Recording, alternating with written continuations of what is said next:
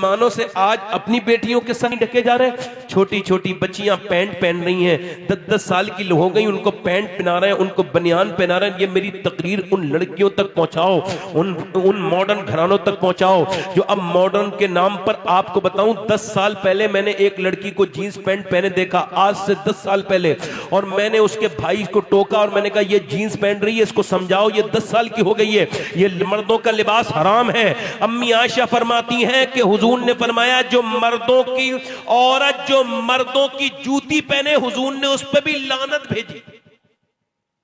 यानी औरत अगर मर्द का जूता पहन ले तो उस पर लानत, मर्द के कपड़े पहनने वाली पे लानत।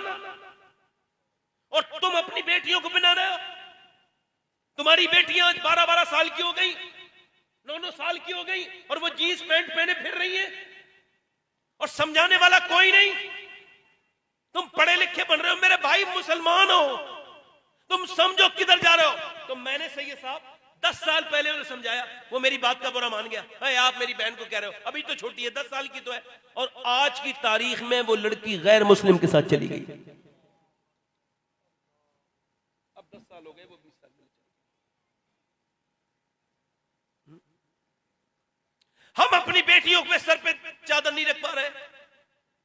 वो कहती है, वो लड़की कह लगी तुझको शर्म आने चाहिए, तुझे अल्लाह ने औरतों से इश्क लड़ाने के लिए पैदा किया है, लड़कियों का पीछा करने के लिए पैदा किया। ये क्यों पैदा किया बता? कहते उसके अल्फाज ऐसे कांप गया, मैं नश्तर की तरह लगे हुजूर, तब से लेके ऐसा अल्लाह का अजाब आया है, कुरान पूरा ही भूल गया, एक भी आयत याद नहीं। दुआ कर दीजिए, अभी कुरान सीने से निकला है, कहीं मेरा ईमान न निकल जाए, मेरा अल्लाह मुझसे नाराज न हो जाए। दुआ कर दें। इमाम हसन बसरी रोने लगे, कहने लगे मालिक मेरे मुरीद को माफ कर दे, मेरे मुरीद को माफ कर दे। वो मुरीद भी रोया, मगर ना अब ऐसे पीर हैं ना ऐसे मुरीद हैं, हमको तो पता ही नहीं क्या है हमारे सीने में क्या नहीं है। कभी अजानें होती रहती है, मस्जिदों तक में नहीं जाते, हम समझते हैं ईमान है, ईमान तो न जाने कब के कमजोर हो चुके।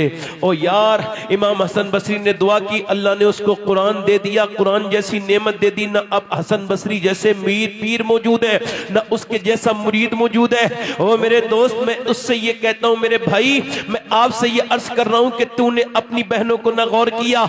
आज नौजवानों की हालात क्या है बताओ मुझे। उसका तो ईमान निकला था, अब जो रातों को बदतमीजियां करते नौजवान, खुदा न करे उनका ईमान बर्बाद हो जाए तो क्या करेंगे, कहां जाएंगे। मेरे शेख मुहीउद्दीन अब्दुल कादिर जीलानी, जिनकी ये 11वीं है, किसी आम आदमी का नाम अब्दुल कादिर जीलानी नहीं है। दुनिया में अल्लाह ने वली बहुत बनाए, मगर ऐसा वली अल्लाह ने पैदा नहीं किया जैसा अब्दुल कादिर जीलानी को पैदा किया। दुनिया में वली बहुत है, मगर ऐसा कोई वली अल्लाह ने पैदा नहीं किया। वो कैसा वली है? अल्लाहु अकबर फरमाते, जब मैं खाना नहीं खाता था तो अल्लाह मुझे कसम देता था, अब्दुल कादिर तुझे मेरी कसम है खाना खा ले, जरा जोर से बोलो, तुझे मेरी कसम है खाना खा ले। फरमाते फिर मैं खाना खा लेता था, पानी नहीं पीता था, तो अल्लाह फरमाता था तुझे मेरी कसम है पानी भी पी ले। मेरा इमाम बरेली से बोला, कसमें दे दे के खिलाता है पिलाता है तुझे प्यारा अल्लाह तेरा, चाहने वाला तेरा। वो मेरे शेख मुहीउद्दीन अब्दुल कादिर की बात करता हूँ। रमजान का महीना गुजर गया,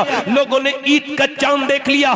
लोग करें कल ईद है, परसों ईद है, कल ईद है, परसों ईद है। अचानक उन्होंने देखा कि गौसुल आजम के हुजरे से रोने की आवाज आई। अंदर जाके देखा, दोनों आलम के मालिक और मुख्तार का नवासा सैयदना शेख अब्दुल कादिर जीलानी सर सजदे में रख के रोते हैं। लोगों ने पूछा हुजूर रोते क्यों, कल को ईद है। फरमाते हैं, लोग कहते हैं कल ईद है, परसों ईद है, अब्दुल कादिर की ईद उस दिन होगी जिस दिन ईमान के साथ दुनिया से जाएगा।